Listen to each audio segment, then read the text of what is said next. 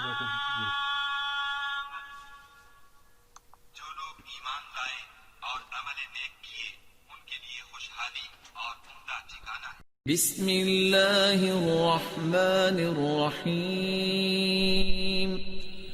تکبیر، جس کے بارے میں علماء نے دو قسمیں بیان کی ہیں، تکبیر مطلق اور تکبیر مقید۔ ابن باز رحمۃ اللہ علیہ فرماتے ہیں اما التکبیر فی الاضحى فمشروع من اول الشہر الى نہایت اليوم الثالث عشر من شہر ذی الحجہ۔ عید الاضحیٰ کی تکبیروں کے متعلق فرماتے ہیں اس کی ابتدا جب چاند نظر آ جائے پہلے دن سے لے کر ذی الحجہ کی 13 تاریخ تک تکبیریں پڑھی جائیں گی۔ عید الفطر میں بھی ایک مسلمان تکبیریں تو پڑھتا ہے۔ قرآن مجید میں اللہ فرماتے ہیں وَلِتُكْمِلُوا الْعِدَّةَ وَلِتُكَبِّرُوا اللَّهَ عَلَى مَا هَدَاكُمْ، 30 کا عدد مکمل کرو اور جب 30 دن مکمل ہو جائیں وَلِتُكَبِّرُوا اللَّهَ، پھر اللہ تعالیٰ کی کبریائی اور عظمت کو بیان کرو۔ اور عید الاضحیٰ جب یہ موقع نصیب آئے تو ذی الحجہ کی ابتدا سے لے کر من اول 10 ذی الحجہ الى آخر یوم من ایام التشریق فی جمیع الاوقات فی اللیل والنہار والطریق والاسواق والمساجد والمنازل وفی کل موضع یجوز فیہ ذکر اللہ۔ جب یہ 10 دن انسان کو نصیب ہو جائے تو پہلے دن سے لے کر 13ویں دن تک تکبیروں کو اپنی زبان پہ جاری کرے، دن ہو یا رات ہو، انسان مسجد میں ہے یا بازار میں ہے یا راستے میں ہے، اللہ کی کبریائی کو بیان کرے۔ الغرض ہر وہ جگہ جہاں اللہ کا ذکر ممکن ہو، جائز ہو، وہاں ان تکبیروں کو اپنی زبان پہ جاری کیا جا سکتا ہے۔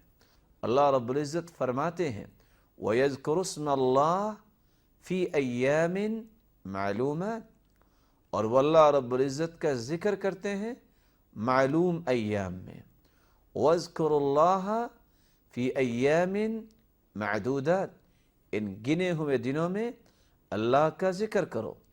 ابن عباس رضی اللہ تعالی عنہ فرماتے ہیں وَيَذْكُرُ اسْمَ اللَّهِ فِي أَيَّامٍ مَعْلُومَاتٍ ایام العشر، ایام معلومات سے مراد ذی الحجہ کے پہلے 10 دن ہیں۔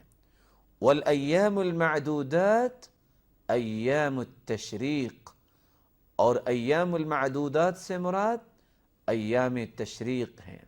10 دن اور ایام تشریق 11، 12 اور 13 تاریخ کا دن، ان 13 دنوں میں اللہ رب العزت کی کبریائی کو بیان کیا جائے گا۔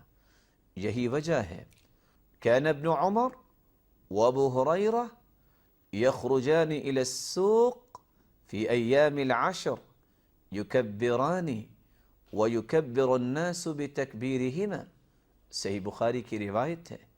ابو ہریرہ رضی اللہ تعالی عنہ اور عبداللہ ابن عمر رضی اللہ تعالی عنہ ان 10 دنوں میں بازار میں نکل جاتے اور بلند آواز سے تکبیر کہتے، اور ان کی تکبیر کو سن کر بازار میں بیٹھے لوگ بھی تکبیریں کہنا شروع کر دیتے۔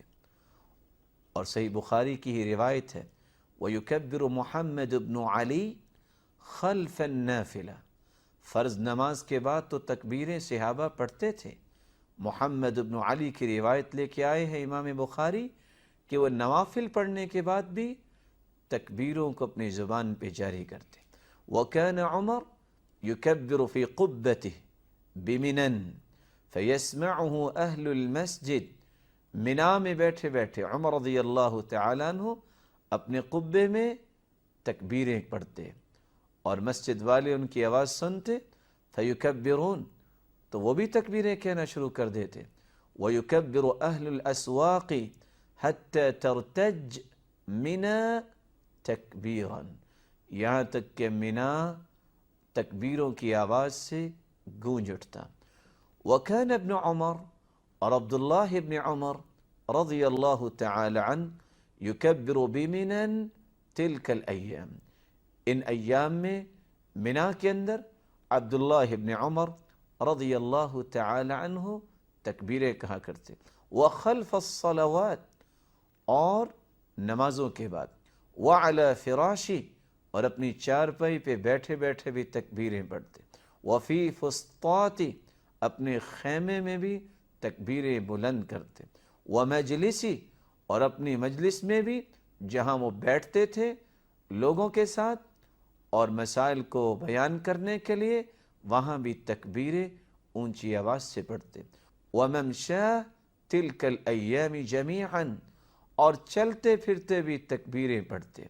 وهو الذي يقيد بأدبار الصلوات في عيد الأضحى خاصة، يبتدئ التكبير المقيد من عقب الصلاة، اور یہی وہ تکبیریں ہیں جو عبداللہ ابن عمر رضی اللہ تعالی عنہ مینا میں بیٹھے پڑھ رہے ہیں، جن کو تکبیر مقید کا نام دیا گیا ہے۔ الذي يبتدئ، جس کی ابتدا ہوتی ہے، من عقب صلاة الفجر یوم عرفہ، یوم عرفہ کے دن فجر کی نماز کے بعد، وینتہی بعد صلاة العصر فی اليوم الثالث من ایام التشریق، اور ان تکبیروں کی انتہا 13ویں تاریخ کی عصر کی نماز پہ ہوتی ہے۔ رسول اللہ صلی اللہ علیہ وآلہ وسلم نے امت کو یہ بات سمجھائی، یہ جس طرح عظمت والے دن ہیں، ان دنوں میں اللہ کی عظمت کو بیان کیا جائے۔ وَكَانَتْ مَيْمُونَةَ رضی اللہ عنہ تُكَبِّرُ يَوْمَ النَّحْرِ، میمونہ رضی اللہ تعالی عنہ بھی قربانی کے دن تکبیریں کہتی۔ وَكُنَّ النِّسَاء يُكَبِّرْنَ خَلْفَ أَبَانَ بْنِ عثمان، ابان بن عثمان کی تکبیروں کے پیچھے عورتیں بھی تکبیریں کہتی۔ وعمر بن عبد العزیز، اور عمر بن عبد العزیز جب تکبیریں کہتے تو عورتیں ان کی تکبیر کو سن کے تکبیریں کہتی۔ لیالی التشریق مع الرجال فی المسجد، ان ایام تشریق کی راتوں میں مسجد میں جب تکبیریں ہوتی تو عورتیں بھی تکبیر کہتی۔ رسول اللہ صلی اللہ علیہ وآلہ وسلم کے صحابہ کرام تکبیر کے کن کن الفاظ کو اپنی زبان میں لاتے تھے؟